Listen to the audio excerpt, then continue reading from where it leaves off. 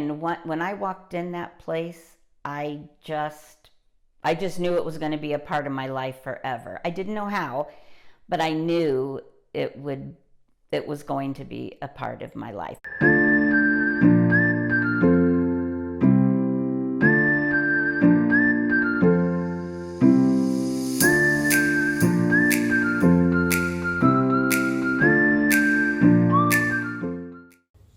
Welcome back to Everyone Has a Story, true tales from everyday life. We're so glad you're here. You may remember Beth Pearce from an earlier video on our channel where she shared her story of life before she became the director of a very special no-kill cat shelter in North Royalton, Ohio, called Stay a While. Beth has been with Stay a While for almost 30 years now and director for over 20. She's seen a lot of cat adoptions, done a lot of really special work, and even helped form a committee to raise donations to build a brand new shelter building. Stay a While Cat Shelter has been part of my family's life also for over 30 years. We first adopted from them when they were still Bide-A-Wee back in 1993. You're seeing photos of 5 fur faces here on the screen as we chat. Each and every one of them has been so special to us. Now, even though we no longer live in the Cleveland area, Beth remains a dear friend of mine, and I couldn't be more proud to bring you her story as well as tell you about this amazing shelter. Stay tuned at the end for a short photo tour of the new facility, which opened less than 2 years ago. The residents there really do have the cat's life. To Beth and Stay a While, thank you beyond words for all the love and joy you've brought to our home and the little four-leggeds who chose to share their lives with us. This is Stay a While's story, with Beth Pearce as kind and loving leader.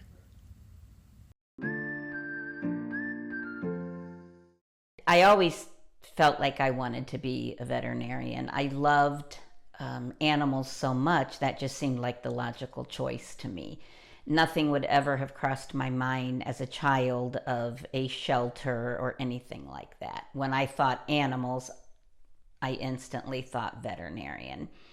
So I don't think I had the math and science ability to become a veterinarian, nor the discipline for that much schooling.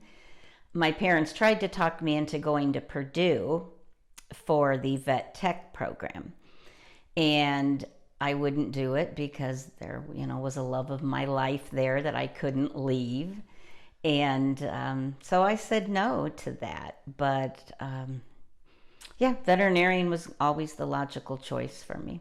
I went to IUPUI, which is a community college there in Indianapolis, for about a year or two. I definitely wasn't into it. I was not disciplined enough at that time in my life, so I eventually just quit going. So I do not have a degree.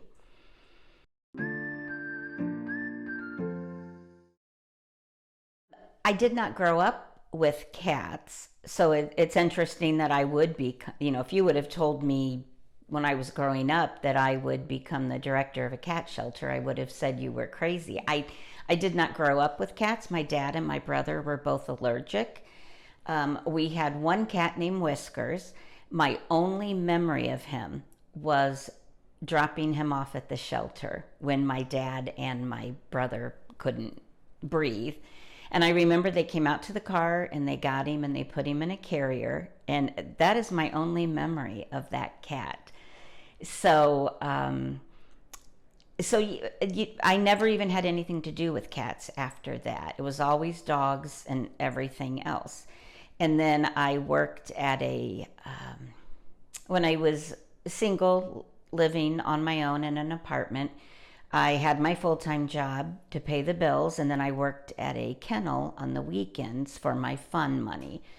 And they knew I was afraid of cats, so they thought it was funny to put me in the cat ward and take care of the cats, which actually worked out good because that's where I fell in love with them.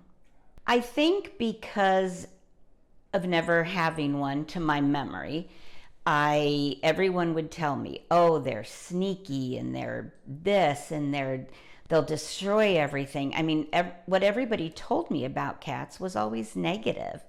I didn't have many friends who had cats. They all had dogs. My aunt had two Siamese cats, but they would stay away from all of us, so my exposure to cats wasn't great.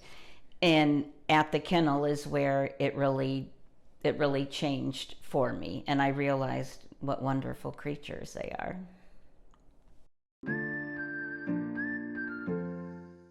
And I was home with a 3-year-old watching Barney 50 times a day. So it kind of got to me, I needed to talk to other adults.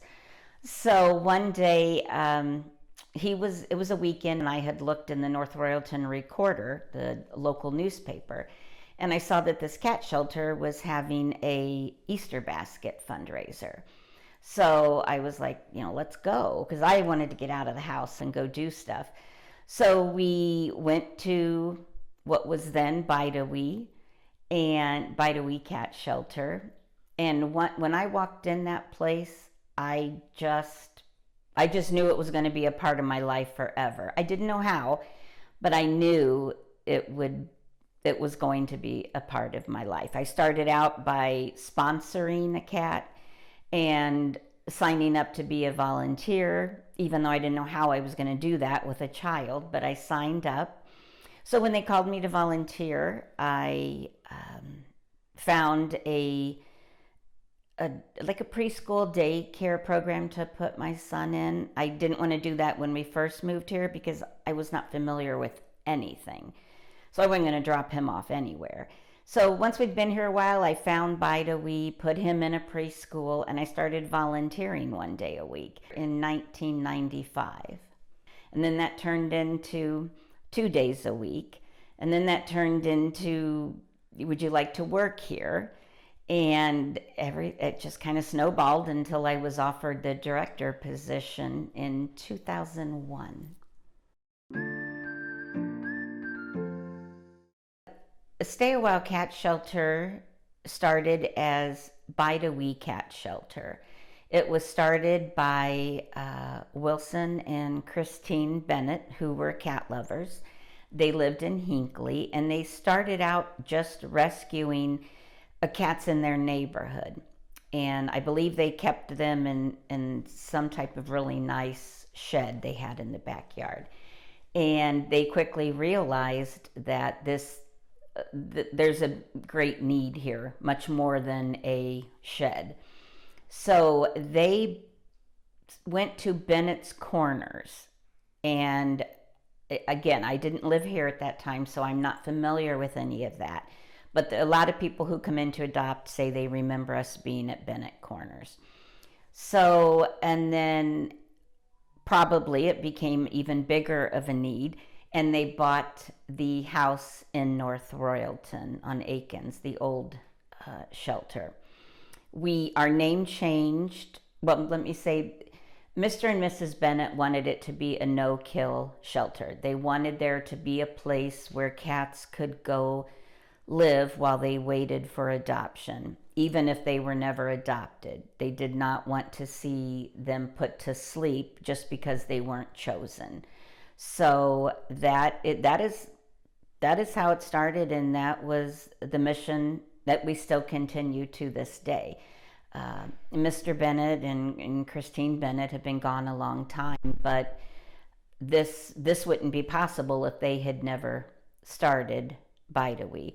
So we definitely try to continue to honor their vision and what they saw and wanted done with this shelter, and it's our privilege to do so.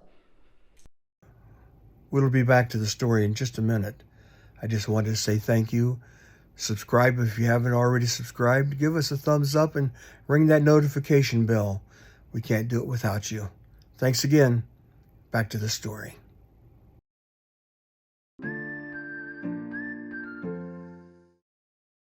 The new shelter came about because, I remember when I started at the old shelter as a volunteer in 95, that the director at that time was saying things like, we need a new roof, we need this, we need that.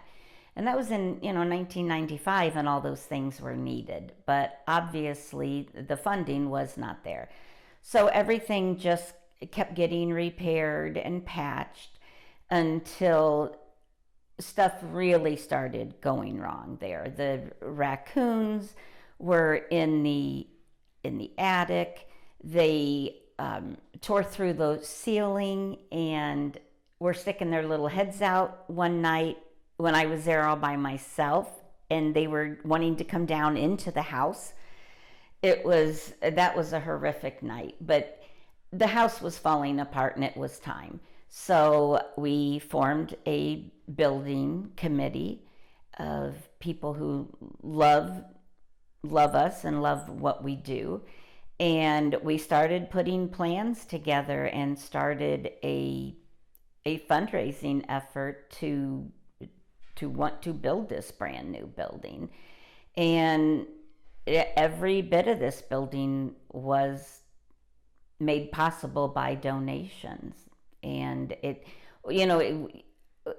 were times where we thought this won't happen. What are we going to do? We get half a building built. But people really came through, and they wanted to see us out of that house that was falling apart, and seeing the cats in a better facility for them and the humans.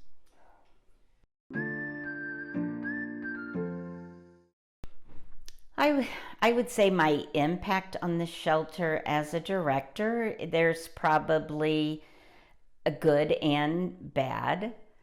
I'm a people person. I love on the weekends, I love people coming in and meeting them, talking to them, talking about cats.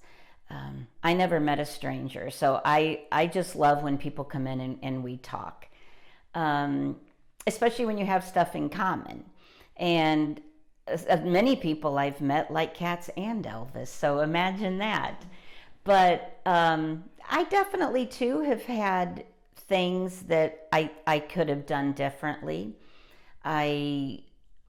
And that, when I say that, I'm talking like paperwork and organization and some of that stuff that doesn't tend to be my strong point. But I have people who help me, and we get by. We do just fine. I hope I had a good impact. When I'm done here, I hope I had a good impact. I hope people can, think back to, that lady was really nice or whatever. So that would be my hope. I think losing my dad and having those experiences definitely affects the loss here of cats. We go through a lot of losses here. Some of them are tragic. Some of them are just kitties that have, lived out their life, and it's time to help them if they're suffering. But I would say that the same applies here. If I'm with a cat where the situation isn't tragic, it's just time for them to move on, then I'm at peace with that, and I can sit with them and hold their paw or hold them, and I'm okay. I'm accepting of that. When I first started here, before I lost my dad, that wouldn't have been true. I would have a very hard time feeling those losses. And my whole outlook on that changed with my dad, even the losses here.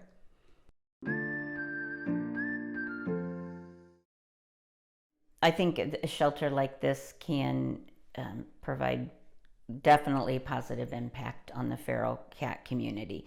Our main goal is adoption. Feral cats are not usually chosen for adoption, so we do not fill the shelter with feral cats, but we definitely have a feral cat population in the shelter.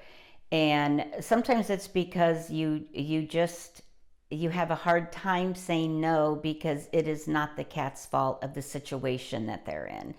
They have been failed most likely by a human somewhere along the way.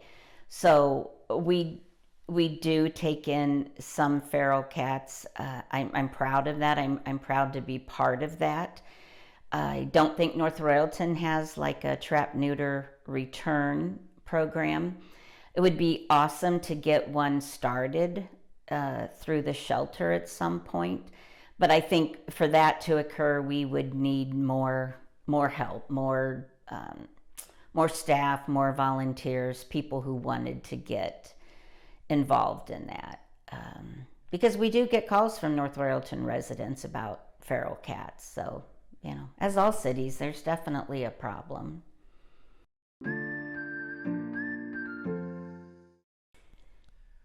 When I'm cuddling a kitty, I feel like all is right with the world. Animals in general, but especially cats, feed my soul in a way that I probably can't even put into words. Holding them, making a difference for them makes a huge difference for me. Hearing them purr, watching them make little happy feet because being held or being petted makes them happy. That does wonders for me. I feel incredible when I'm holding a cat, when I'm caring for them. For people who want to get involved in animal rescue and they don't know where to start, I would tell them the very first thing you need to do is start volunteering at a rescue. If cats are your passion, then see if you can volunteer in the cat section or find a cat-specific shelter. Starting to volunteer once a week, once a month is a huge help to the shelter, and it gives you an idea of what some of the needs are in a shelter. You will see them very quickly just by volunteering. Some people don't have the time to volunteer, but they want to help. Those people can drop off donations. There are many needs in a shelter that it can be met by the public who just want to help. If you want to go into a shelter and start volunteering, but you're concerned it'll be too time consuming or you're going to be asked to do so much more than what you're prepared to do, I can speak for our shelter and say that does not happen. If somebody wants to volunteer and they tell us the parameters of when they are available and what they want to do, we stick to that. We do not want to lose volunteers by trying to force them to do more than they're prepared to do. If you are somebody who wants to start an animal shelter, and I've met with many people who have wanted to do that, my advice there is probably somewhat limited, as Stay a While was already in business when I found them, so I was not involved in finding the shelter or starting it. So I would say probably the first thing to do would be to meet with directors of other shelters, see if you can meet with anybody who was